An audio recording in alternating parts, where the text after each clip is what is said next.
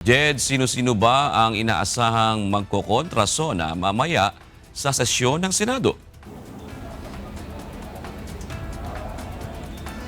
June, mamayang hapon inaasahan nga natin na kapag nagsimula na itong sesyon ng Senado ay ilalahad ng ilang senador yung kanilang mga kontra-SONA o reaksyon dito sa katatapos lang na State of the Nation address ni Pangulong Marcos Jr. So kabilang doon sa mga nakataktang maglahad o magbahagi ng kanyang talumpati ay si Senate Minority Leader Alan Peter Cayetano.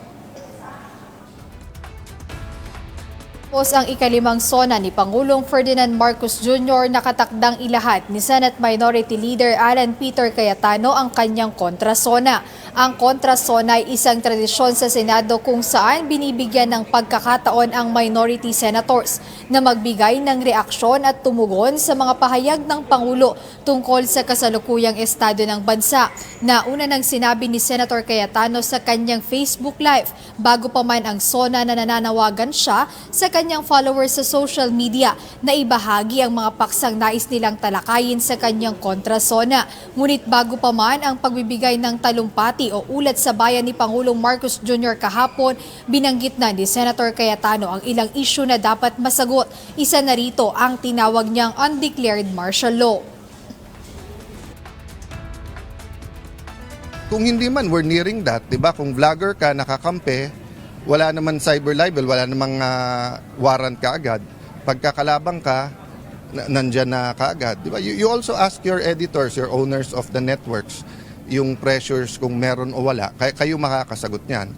Pero sa business at sa politika, even sa religious leaders, mga nakakausap ko na nakikita at nararamdaman nila na sana hindi. So one big assurance is paulit-ulit sabihin ng Malacanang na may election sa 2028, walang tsa-tsa, hindi i-abolish ang Senado. No, and one way to ensure that is yung numbers. To say na 2/3 is really 16. Kasi nagsimula yan sa 12 is 13 eh. 'Di ba? Tapos ngayon, first few days sinabi nga 16, but then may mga gumagalaw na questionin niyo na sa Supreme Court o kaya tignan natin o kaya agahan natin yung pag ano nito, no. So it's dangerous times.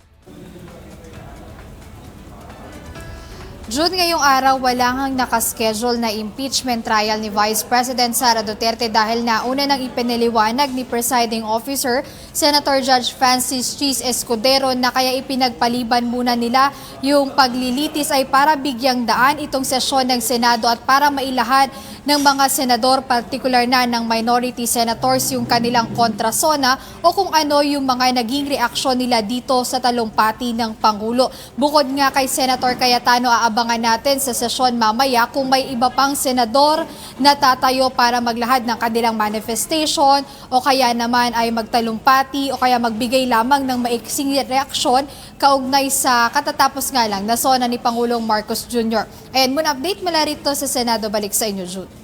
Maraming salamat, Jed Neresina.